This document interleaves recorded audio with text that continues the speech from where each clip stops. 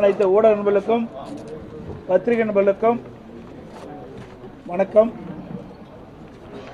இன்றைய தினம் நீ ஆவலோடு எதிர்பார்த்துட்டு இருக்கீங்க, என்னென்ன கேள்வி கேட்கணும்னு தயாராக வந்துருக்கீங்க. நேற்றைய தினம் திரு கே செங்கோட்டையன் அவர்கள் மீது ஒழுங்கு நடவடிக்கை எடுக்கப்பட்டிருக்கிறது.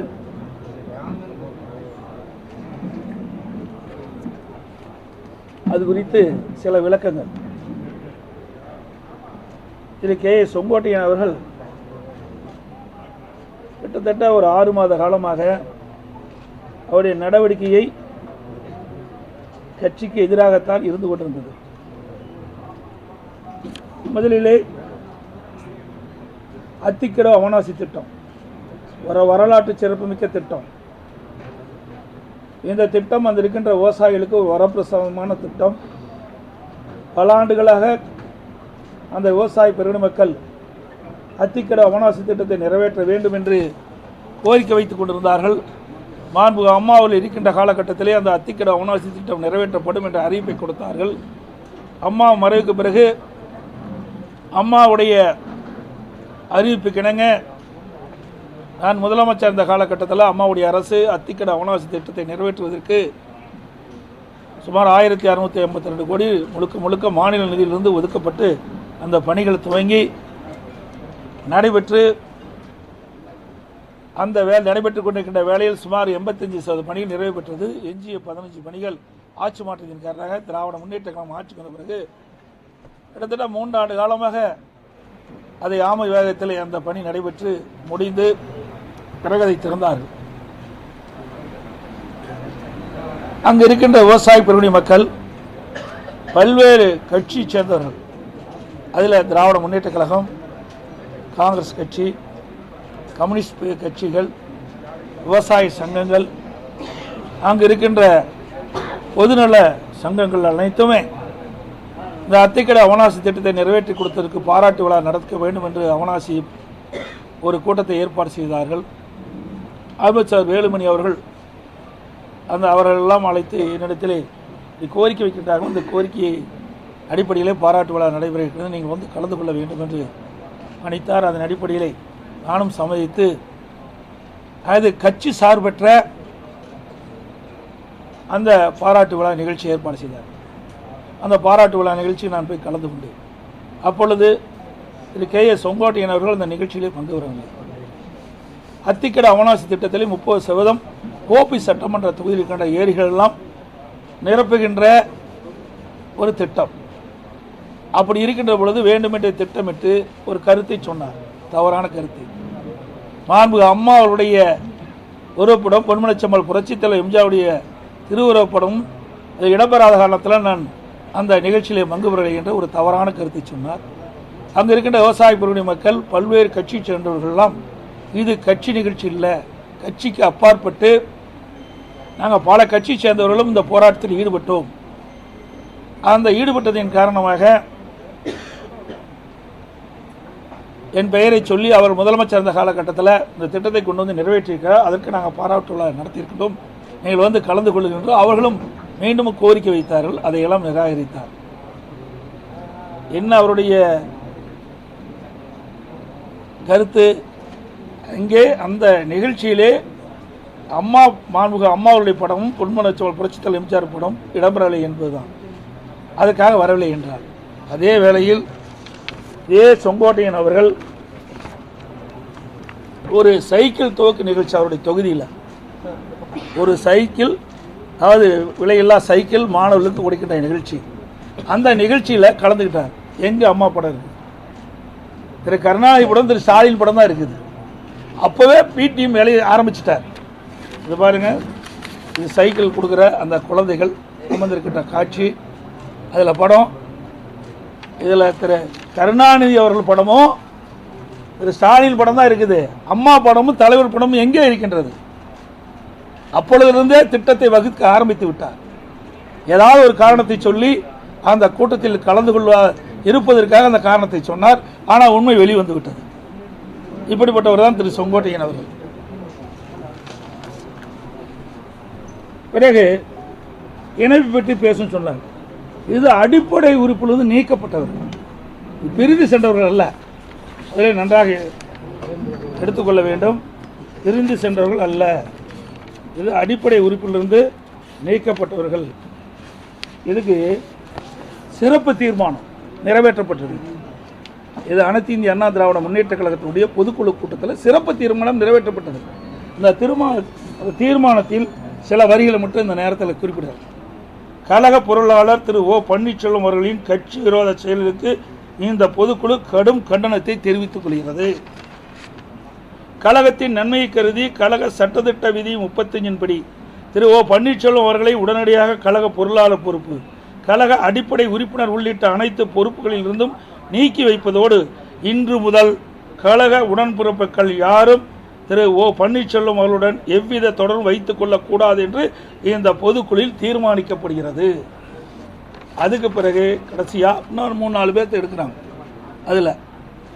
அதில் கடைசியாக கொடுக்குற பேராவில் கழக அடிப்படை உறுப்பினர் உள்ளிட்ட அனைத்து பொறுப்புகளில் இருந்தும் நீக்கி வைப்பதோடு இன்று முதல் கழக உடன்பிறப்புகள் யாரும் மேற்கொண்டவர்களுடன் எவ்வித தொடர்பும் வைத்துக் கொள்ளக்கூடாது என்றும் இந்த பொதுக்குழுவில் தீர்மானம் நிறைவேற்றப்பட்டது.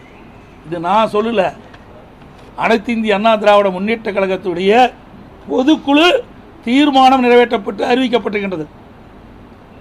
கிட்டத்தட்ட 2500க்கும் மேற்பட்ட பொதுக்குழு உறுப்பினர்கள் ஒன்று கூடி ஏகமனதாக நிறைவேற்றப்பட்ட தீர்மானம்.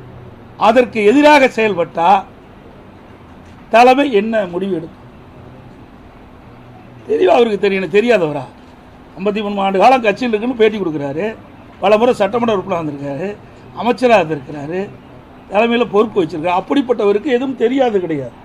ஒரு பொதுக்குழு எடுக்கின்ற முடிவு இறுதியான முடிவு. அந்த பொதுக்குழு எடுக்கின்ற முடிவுக்கு கட்டுப்பட்டு தான் அனைவரும் செயல்பட வேண்டும். அந்த அடிப்படையில் தான் இன்றைய தினம் பொதுக்குழு எடுக்கப்பட்ட முடிவின்படி அடிப்படை உறுப்பினரிலிருந்து நீக்கப்பட்டவரோடு இணைந்து செயல்படுவோம் என்று அறிவித்தால் தலைமை இன்றைக்கு நடவடிக்கை எடுக்கப்பட்டது.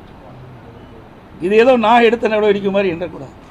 இது மூத்த தலைவரோடு கலந்து பேசி சட்டத்திட்ட விதிகளின்படி தான் இந்த நடவடிக்கை எடுக்கப்பட்டது என்பதை தெரிவித்துக் கொள்கிறேன்.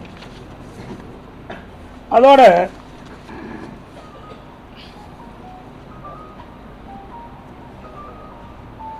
எப்பொழுது பார்த்தாலும் நான் அம்மா விசுவாசி அப்படின்னு சொல்கிறார். அம்மா விசுவாசியாக இருந்தால் ஏன் அமைச்சராக இருக்கும்போதே அமைச்சர் பதவியிலிருந்து விடுவிக்கிறாங்க?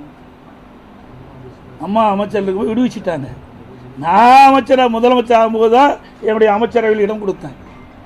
நாங்கள் எழுதி கொடுத்து கையெழுத்து போட்ட பிறகு தான் கவர்னர் அதை அனுபவித்து அவரில் அந்த அமைச்சர் வாய்ப்பு கிடைக்கப்பட்டது. அதோட மாவட்ட செயலாளராகவும் அம்மா இருக்கும்போதே எடுத்துட்டாங்க. பிறகு நாங்கள் இருக்கின்ற பொழுது தான் பொறுப்பு இருக்கும்போது அவருக்கு அந்த பதவி கொடுத்தோம். அதோட இப்படி அவர் உண்மைக்கு மாறான செய்தி இன்றைக்கு தொலைக்காட்சி வாயிலாக வெளிப்படுத்தியிருக்கிறார். இன்னொன்னு சொல்றாரு, இது ஏற்கனவே அறிவிக்கப்பட்டது உண்டு. டிடிவி தினகரன் நீங்க பார்த்தீங்கன்னா 10 ஆண்டுக்கு முன்பாகவே அம்மா இதை வெளியிட்டிருக்கிறாங்க. அதாவது 19/12/2011 அன்று அடிப்படை உறுப்பிலிருந்து நீக்கப்பட்டது. திரு டிடிவி தினகரன் அவர்கள் அனைத்து இந்திய அண்ணா திராவிட முன்னேற்ற கழகத்துடைய அடிப்படை உறுப்பிலிருந்து நீக்கப்பட்டவர்.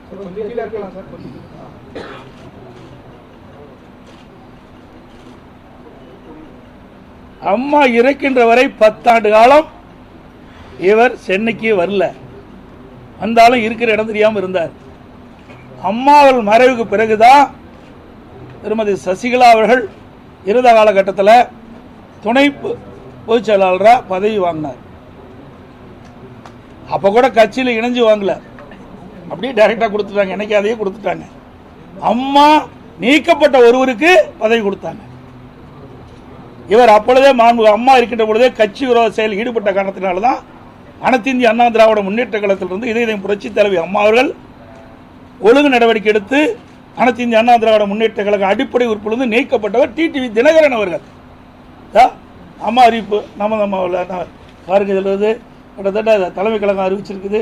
இதில் தெளிவாக வந்திருக்குது. 10 ஆண்டு காலம் வனவாசம் போனவர் எங்களை பற்றி பேசுகிறார். நாங்களாம் 10 ஆண்டு காலம் இங்கே இருக்கின்ற அத்தனை பேரும் அனைத்து இந்திய அண்ணா திராவிட முன்னேற்ற கழகத்திற்காக இதே புரட்சி தலைவி அம்மா அவர்கள் என்ன ஆணையிட்டார்களோ அந்த ஆணையின்படி செயல்பட்டவர்கள். இன்று வரைக்கும் இந்த கட்சி விசுவாசமாக இருக்கிற காரணத்தால் தான் எனக்கு இந்த பொறுப்பு கழக நிர்வாகிகள் கொடுத்துருக்குறாங்க. இவர்களை அப்பப்போ பச்சோந்தி போல மாறுவது கிடையாது. இப்பொழுது கூட எப்பொழுதுமே சட்டமன்றத்தில் பேசுனதே கிடையாது. திமுக எடுத்து ஒரு வார்த்தை கூட சட்டமன்றத்தில் பேசுனது கிடையாது. பொதுக்கூட்டத்திலையும் பேசுனதே கிடையாது. ஆக டிஎம்கேவுக்கு பிடிஎம்மாக இருப்பது நிறுவனமானது. இதில் யாருக்கும் மறைச்சு பண்ண முடியாது. அப்படி இருக்கின்ற காரணத்தில் தான் இவர் அடிப்படை உறுப்பினர் நீக்கப்பட்டவுடன் அந்த தொகுதியில் இருக்கின்ற நகர கழக செயலாளர்கள், ஒன்றிய கழக செயலாளர் இன்னைக்கு ஸ்வீட் கொடுத்து பாராட்டுறாங்க, விழா கொண்டாடிட்டு இருக்கிறாங்க. 33 ஆண்டு காலம் நீங்கள் இருந்துன்னு சொன்னால் உழைச்சிருக்கணும், மக்களுக்கு உழைச்சிக்கணும், நிர்வாகிகளுக்கு அனுசரித்து போயிருந்தா உங்களை வாழ்த்தி இருப்பாங்க. அதுக்கு மாறாக இயக்கத்திற்கு துரோகம் இழைக்கிறதுக்கு இப்படிப்பட்ட நிலைமை தான் கிடைக்கும். இந்த இயக்கம் சாதாரண இயக்கம் இல்லை, இன்றைக்கு 2 கோடி தொண்டர்களுடைய இயக்கம். இதை வேண்டுமென்றே திட்டமிட்டு இந்த இயக்கத்தை முடக்கவோ, இந்த இயக்கத்திற்கு அவதூறு பேசியோ அல்லது இந்த இயக்கத்தை பலவீனப்படுத்த யார் முற்பட்டாலும் இந்த இயக்கம் வேடிக்கை பார்த்து கொண்டு இருக்காது. அது மட்டும் இல்ல, இன்னைக்கு உடனாடு பற்றி பேட்டி கொடுத்துருக்கிறேன். அனைத்து இந்திய அண்ணா திராவிட முன்னேற்ற கழகம் இருக்கும்போது சட்ட நீதியாக நடவடிக்கை எடுத்திருக்கிறேன். பல முறை அதை பேசியிருக்கிறேன். ஒரு குற்றம் புரிஞ்சா ஒரு அரசாங்கம் நடவடிக்கை எடுக்கும், அதுதான் செய்யும். அதான் நாங்களும் செஞ்சோம். அது மட்டும் இல்லை, 2-3 கொலை நடக்கினாரு. என்ன ஒரு கட்சி இப்படிப்பட்ட வன்மத்தனமாக இருக்கிறவங்களாம் எப்படி இருந்திருப்பார்? கட்சிக்குள்ள இவரையெல்லாம் வச்சிருந்தா எப்படி இருக்கும்? எப்படி மனசுக்குள்ள ஒன்று வச்சு வெளியில் ஒன்று நாடகத்தை அரங்கேற்றுக்கணும்? இதுல இருந்து தெளிவாக இருக்குது. இதெல்லாம் வெளிச்சத்துக்கு வந்துடுது பாருங்க. அதோட இன்னைக்கு டிடிவியோட எங்க பார்த்து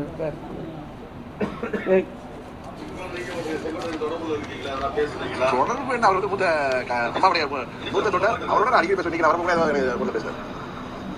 பாருங்க, டிடியோட அடிக்கடி பேசிட்டு இருக்காரு.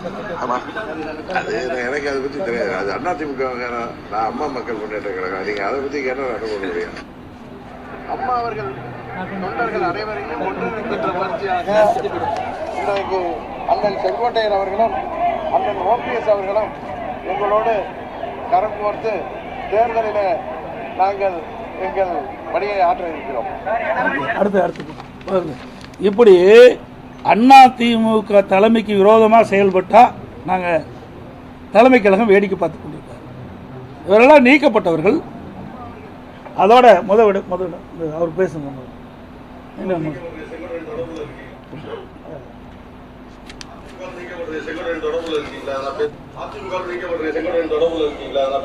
தொடர்பு என்ன? அவர் மூத்த அம்மாவுடைய மூத்த தொண்டர். அவரோட நான் அடிக்கடி பேசுவேன். இன்னைக்கு நான் வரப்போ கூட ஏதோ போன்ல பேசுறாரு. அதுங்களா, இப்படிப்பட்டவர்களை எப்படி இந்த இயக்க விசுவாசமா இருக்குன்னு சொல்ல முடியும்? இப்படி துராக செயலாம் இப்படி இருக்குது.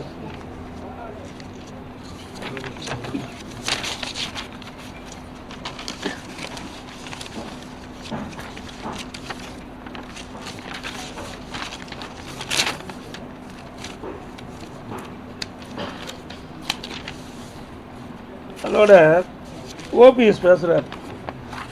என்ன, அவர் நம்பிக்கை கோரும் தீர்மானம் வந்தது. அம்மா மறைவுக்கு பிறகு அதை நம்பிக்கை கோரின முதலமைச்சராக தேர்ந்தெடுக்கப்பட்ட பிறகு சட்டமன்றத்தில் பெரும்பான்மை நிரூபிக்கணும். அப்போ வந்தபோது எதிர்த்து ஓட்டு போட்டவர் தான் ஓபிஎஸ். இவராக விசுவாசமாக இருக்கிறார். சிந்திச்சு பாருங்க, இவர்களாம் யார்? இந்த இயக்கத்துக்கு துரோகம் விளைக்கின்றவர்கள். இதெல்லாம் வெட்ட வெளிச்சத்துக்கு வந்துட்டது. அதோட பிறகு எங்களோட இணைன்னு சொன்னாங்க. எல்லா கழக நிர்வாகிகளும் இந்த கருத்தை சொன்னாங்க. சரி, இணைந்து செயல்படலாம் என்று நாங்கள் இணைந்து செயல்பட்டோம். ஒருங்கிணைப்பாளர் பொறுப்பே கொடுத்தோம். அப்படிப்பட்ட நிலையிலையும் உண்மையாக செய்யலை. அதுக்கு மாறாக செயல்பட்டார். பிறகு அதிமுகவுடைய தலைமை கட்சி அளவில் ராயப்பட்டது. அங்கே பல ஆட்களோட அழைச்சிட்டு போய் அந்த கட்சி அலுவலகத்தை அடித்து நொறுக்கினார். எல்லா தொலைக்காட்சியிலையும் வந்துருக்கு. இன்றைக்கி வழக்கு பதிவு செய்யப்பட்டு இன்றைக்கு வழக்கு இருக்குது. இப்படிப்பட்டவர்கள் இப்படி வந்து இந்த இயக்கத்துக்கு உண்மையாக இருப்பாங்க. ஒரு கட்சியிலிருந்து பிரச்சனை வந்தால் ரைட்டு, அம்மா இருக்குன்னு பிரச்சனை வந்தது, ஆனால் அம்மா வெளியில் தான் மறியல் செஞ்சாங்க, போய் உடைக்கல.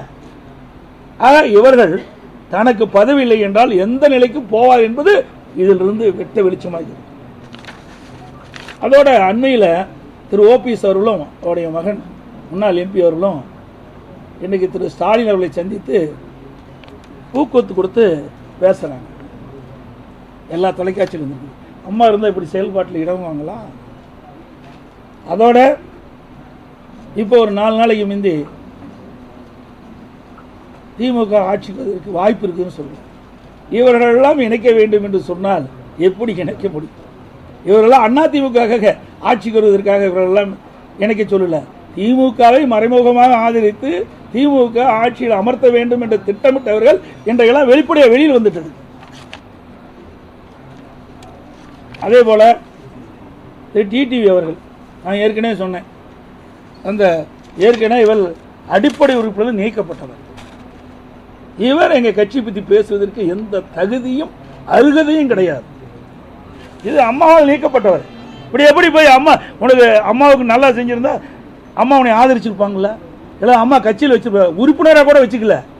அடிப்படை உறுப்பினர் நீக்கப்பட்டவர் சொன்னால் இவர் எப்படிப்பட்டவர் என்பதை நாம் உணர வேண்டும். இன்னைக்கு அத்தனை இவர்களெல்லாம் ஒன்றாக சேர்ந்து 2026 சட்டமன்ற தேர்தலில் திராவிட முன்னேற்ற கழகத்துக்கு பி டீமா செயல்படுவதற்கு தான் இந்த திட்டம், வேற எதுவுமே கிடையாது. அதோட அதிமுக ஆட்சி இருக்கின்றது. அம்மா அவர்கள் ரத்தம் சிந்தி ஆட்சி அமைச்சு கொடுத்தாங்க 2016. அந்த ஆட்சி கவிழ்ப்பதற்கு 18 எம்எல்ஏக்களை இன்றைக்கு கட்சியிலிருந்து அதை வெளியேறி அழைத்திட்டு போன இந்த டிடிவி. இவர் எப்படி இந்த இயக்கத்துக்கு விசுவாசமாக இருப்பார்? இப்படி இந்த இயக்கத்திற்கு துரோகம் செய்தவர்கள் அவர்கள்தான் இன்றைக்கு அடையாளம் காட்டப்பட்டிருக்க என்பதை நேரத்தில் குறிப்பிட விரும்புகிறேன்.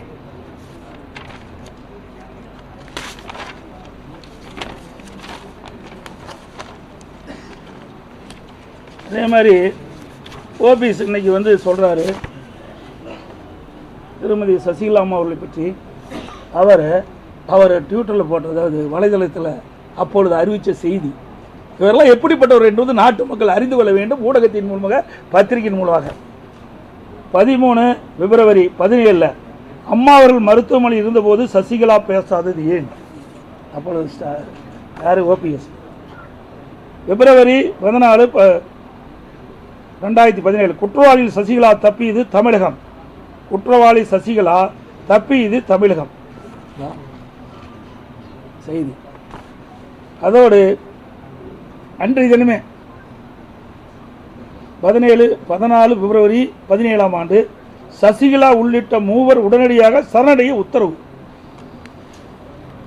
அப்புறம் மார்ச் 3 2017 உயிருடன் இருக்கும் வரை சசிகலா உறவினர்கள் கட்சியில் அனுமதிக்க மாட்டேன் என மாண்பு அம்மாள் கூறினார். இவர்கள் தான் ஒட்டுக்க சேர்ந்திருக்கிறாங்க. இப்படி சந்தர்ப்ப சூழ்நிலைக்கு தக்கவாறு தங்களை மாற்றிக்கொள்வதுதான் இவர்கள். இந்த இயக்கத்திற்கு விசுவாசமாக இருந்ததும் கிடையாது, அவர்களுக்குள் விசுவாசமாக இருந்ததும் கிடையாது. இப்படிப்பட்ட துரோக செயலில் ஈடுபட்டவர்கள் தான் இன்றைக்கு கட்சியிலிருந்து வெளியேற்றப்பட்டிருக்க என்பதை தெரிவித்துக் கொள்கிறேன். இரண்டு முறை அரிய வாய்ப்பு கிடைக்கும். இந்த கட்சி கட்டுக்கோப்போடு இருக்கணும் அப்படின்றதுக்காக தான் அந்த வாய்ப்புகளை எல்லாம் நான் விட்டு கொடுத்தேன். எப்போ 2 முறை வந்தது? அம்மாவே பதவி புரிச்சிட்டாங்களே. அம்மாவே 2015 நினைக்கிறேன். அவர் 14லயே அவரை வைத்த அந்த அமைச்சர் பதவியை விடுவிச்சிட்டாங்களே. நாங்கள் 21 வந்த பிறகு நாங்களும் அவர் இருந்தார் இருக்கும்போது தானே உங்களுக்கு கையெழுத்து போட்டு கொடுத்தோம். அம்மா இருந்தால் அதுவும் கொடுத்துருக்க மாட்டாங்க, எம்எல்ஏ பதவியே கொடுத்துருக்க மாட்டாங்களே. இறப்புக்கு பிறகு சார் கூவத்தூர்ல அவருக்கு தான் ஃபர்ஸ்ட் வாய்ப்பு. எங்க வாய்ப்பு கிடைச்சிருந்தா? இப்போ இவருடைய எண்ணங்கள்லாம் எப்படி இருக்குன்னு உங்களுக்கு நல்லா தெரியும். இன்னைக்கு எம்எல்ஏ தான் தேர்ந்தெடுக்கணும். எந்த எம்எல்ஏ தேர்ந்தெடுத்தாங்க? இவரோட எத்தனை பேர் வெளியே போயிருக்கிறாங்க சொல்லுங்க. எங்களோட எத்தனை பேர் இருக்கிறாங்க? ஆக அத்தனையும் ஒரு பொய் செய்திகள். இவர் மாய உலகத்தை மக்களை உருவாக்கி அந்த பகுதியில் ஒரு சிற்றரசு போல நடந்துகிட்டு இருந்தார். இன்றைக்கு அந்த பகுதி மக்களுக்கு விடிவு காலம் பிறந்திருக்குது, சுதந்திரம் பெற்றிருக்குது.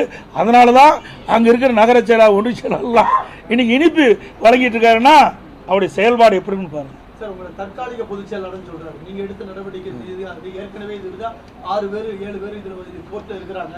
அதனால இவர் தற்காலிக பொதுச் செயலாளர் தான், சட்ட ரீதியாக சந்திப்பேன் அப்படிங்கிறார். ஊடகத்துக்கும் பத்திரிக்கையும் தெரியாதா?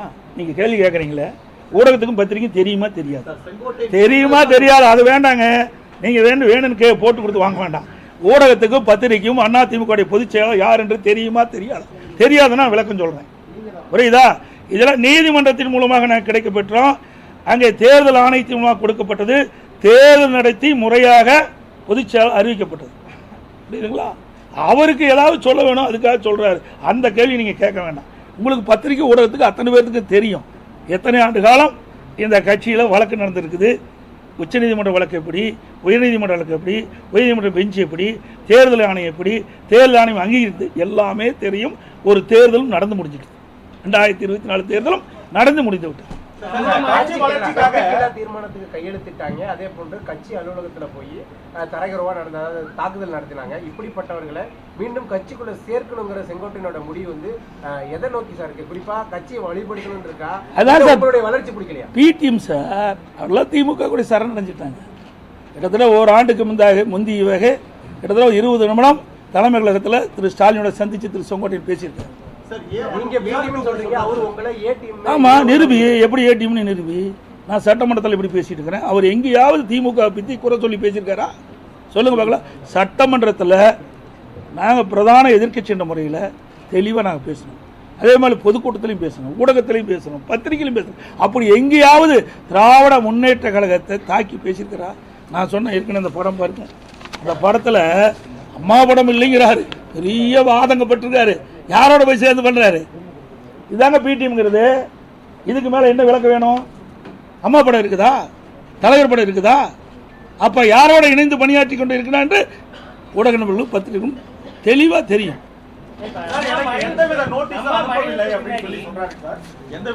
சார், அதாவது அனைத்து இந்திய அண்ணா திராவிட முன்னேற்ற சட்டத்திட்ட விதி இப்படிதான் எல்லாம் நடக்குது. அது இவருக்கு தெரியாதா? இவர் எத்தனை பேருக்கு நீக்கிறதுக்கு எழுதி கொடுத்து நீக்கணும் சார்? அதெல்லாம் வேண்டாம். இல்ல, அது மட்டும் இல்ல, இன்னொன்னு, இப்போ நான் டிவியில் அவர் பேட்டி கொடுக்கும்போது பார்த்தேன், கெடு விதிக்கலன்னு சொன்னாரு. செல்போனை கூட இதற்கு ஒரு காலக்கெடு வைத்திருக்கிறேன். அப்படி நடக்கவில்லை என்று சொன்னால் இந்த மனநிலை இருக்கின்றவர்களை ஒருங்கிணைத்து அதை வெற்றிகரமாக முடிப்பதற்கு நாங்கள் அனைவரும் முயற்சிக்கிறோம். இது யார் போய் பேசுறா, யார் உண்மை பேசுறான்னு ஊடக நண்பர்களும் பத்திரிகை தெரிஞ்சுக்கணும். ஒவ்வொரு செயல்பாடும் கிட்டத்தட்ட ஓராண்டு காலமாக சரியில்லாமல் ஒரு சூழ்நிலை தான் பார்த்துட்டோம். அதெல்லாம் நாங்கள் அனுசரிச்சுட்டு தான் அந்த மோத்துவோம். இறுதியாக இன்றைக்கு கட்சி விரோத செயல் ஈடுபட்ட காரணத்தினால தான் இப்படிப்பட்ட சூழ்நிலை ஏற்பட்டது. அனைவருக்கும் ஊடக நண்பர்களுக்கும் நன்றி, வணக்கம்.